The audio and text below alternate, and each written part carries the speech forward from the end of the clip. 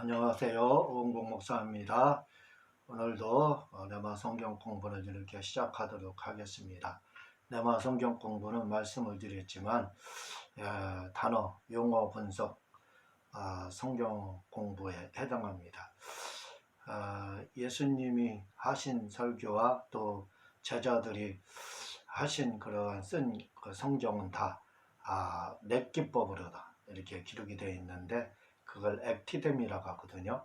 헬라어로 이 렙기법을 영어로는 오버렙기법 이렇게 하는데 그걸 줄여서 렙기법이라고 이렇게 합니다. 다시 말씀드리면 요한복음 1장 1절에 보면 태초에 말씀이 계시니라, 이 말씀이 하나님과 함께 계셨으니 이 말씀은 곧 하나님이시니라 할 때 이 곧이 이게 들어가거든요. 이게 뭐냐면 렙기법입니다.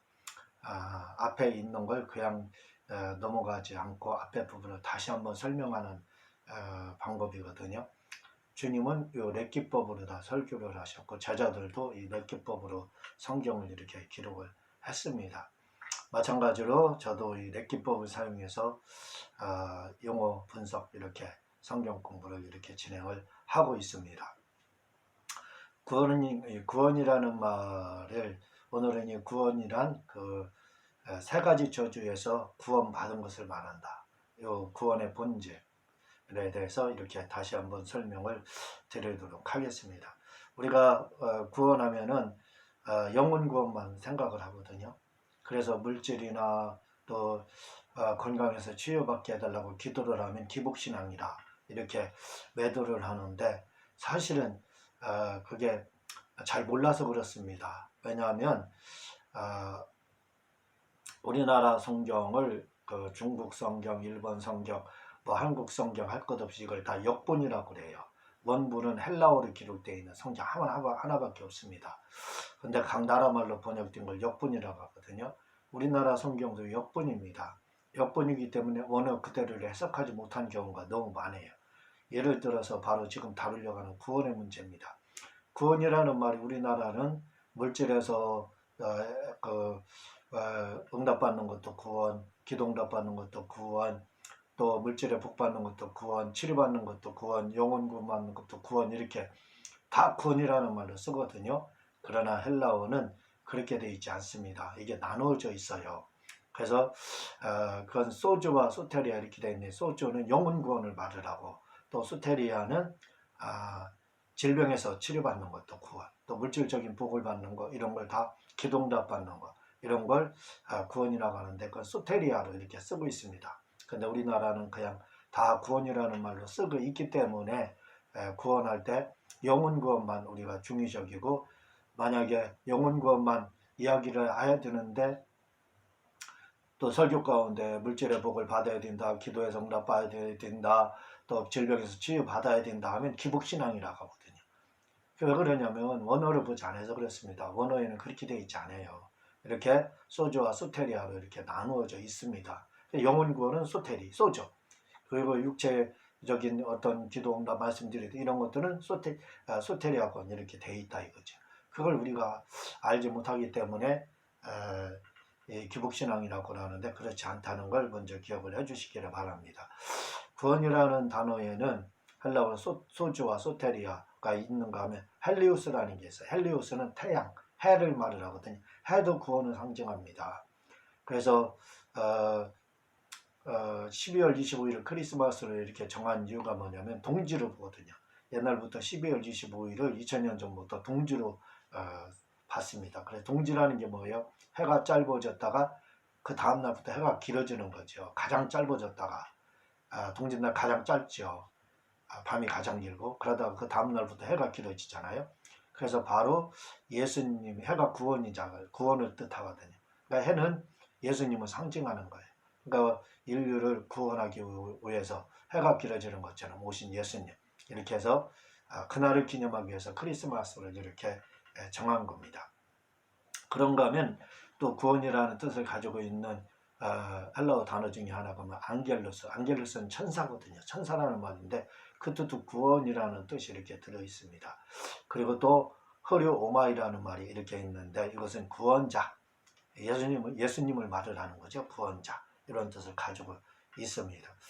자, 요한일서 3장 8절에 보면은 하나님의 아들이 나타나신 것은 마귀의 일을 멸하려 하심이라 이렇게 돼 있거든요. 이게 뭐냐면 예수님이 이 땅에 오신 목적을 말하고 있습니다.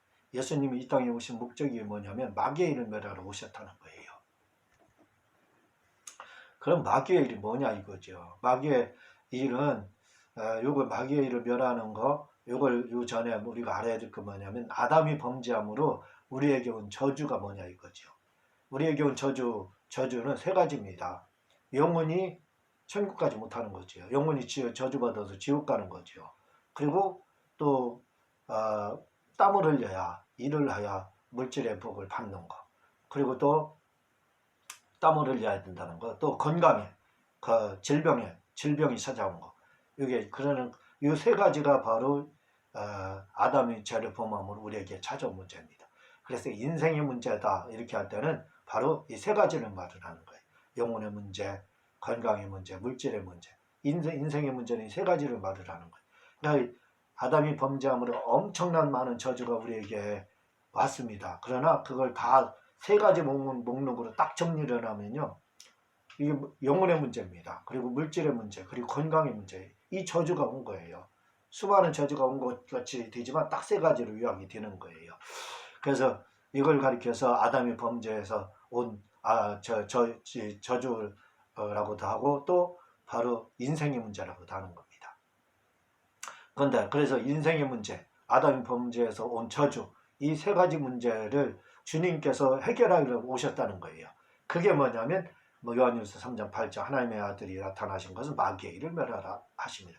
마귀의 일이 뭡니까? 바로 이 세 가지다 이거죠. 아담을 범죄케 해서 영혼이 저주받아서 지옥 가게 하고 또 물질적으로 고난받게 하고 또 질병으로 고난받게 하고 이 세 가지 저주를 오게 한 것이 아담의 범죄거든요. 아담의 범죄 세 가지가 왔습니다. 그래서 주님은 이게 곧 마귀가 한 일이기 때문에 마귀의 일이에요. 마귀의 일이 이 세 가지입니다. 그래서 우리 주님은 이 세 가지 문제를 해결하기 위해서 이 땅에 오셨거든요. 그래서 하나님의 아들이 나타난 것은 마귀의 일을 멸하러 오십니다. 바로 인생의 문제를 해결하기 위해서. 멸하다는 말이 헬라어로 니우로 되어 있거든요. 이게 뭐냐 풀어주기 위해서 오셨다. 이렇게 이제 이야기를 하는 겁니다. 마귀의 일을 멸하러 오셨다. 마귀의 일이 뭐예요? 영혼이 지옥 가는 거, 그 문제 해결하기 위해서 오셨고, 물질적으로 어려운 거, 물질의 문제 해결하기 위해서 오셨고, 또 질병의 문제를 해결하기 위해서 오셨다는 겁니다. 그래서 영혼의 문제는 예수님을 믿고 영접하면 그 하나님의 자녀, 영접하는 자, 그 이름 믿는 자마다 하나님의 자녀가 되는 권세를 주셨으니 요한복음 1장 12절에 그렇게 말을 하고 또 물질의 문제는 고린도후서 8장 9절에 우리 죄에서 그리스도의 은혜를 너희가 알거냐 부유하신 이로써 너희를 위하여 가난하게 되시면 그의 가난함으로 말미암아 너희를 부유하게 하려 하심이라. 우리를 부유케 하기 위해서 오셨다 이렇게 말을 하고 또 건강의 문제는요 베드로전서 2장 14절 저가 채찍에 맞음으로 나음을 얻었느니라 이렇게 말씀을 하고 있습니다.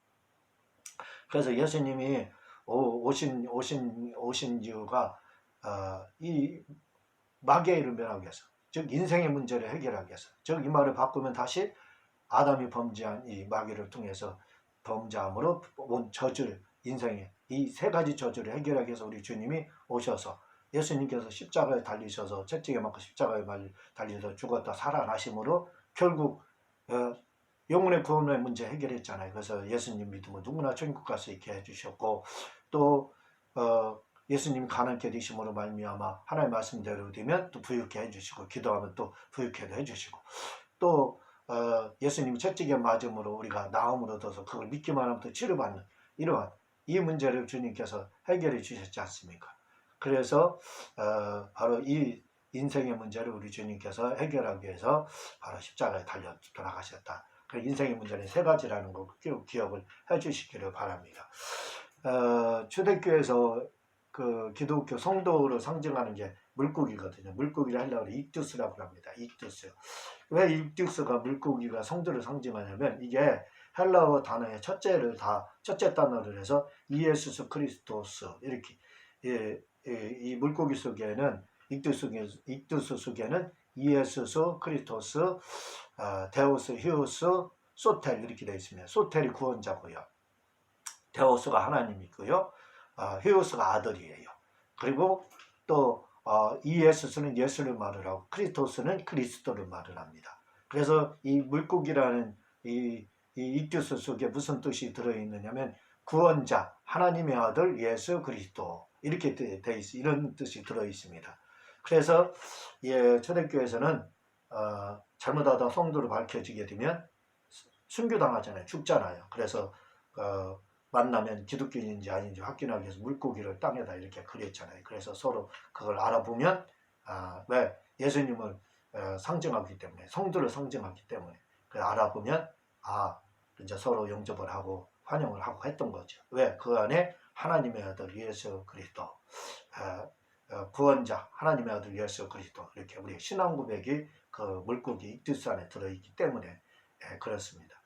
우리 주님이 주님에 대한 예수님에 대한 그 성경 예언이 332가지예요. 그 중에서 331가지가 다 이루어졌습니다. 이제 한 가지가 남았거든요. 그건 뭐냐면 예수님이 재림하신다는 이것만 남아있어요.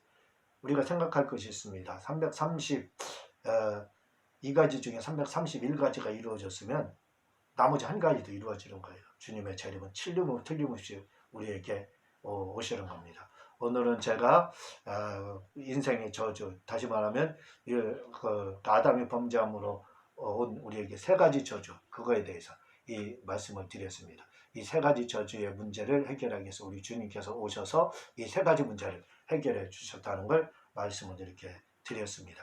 여러분들이 이런 자세한 내용을 더 알고 싶으시면 저희 책 구원과 성령, 성막, 하준요한계시록 이 책을 좀 여러분들이 참고해서 보시게 되면 이 내용들이 아주 자세하게 이렇게 설명이 되어 있습니다. 또한 제가 이렇게 기독교 방송 설교를 생각을 하고 있으니까 혹시 은혜가 되시고 헌금하시고 싶으신 분들은 선교헌금을 이렇게 해주셔서 방송 설교를 제가 할 수 있도록 도와주시기를 부탁드립니다. 이상입니다.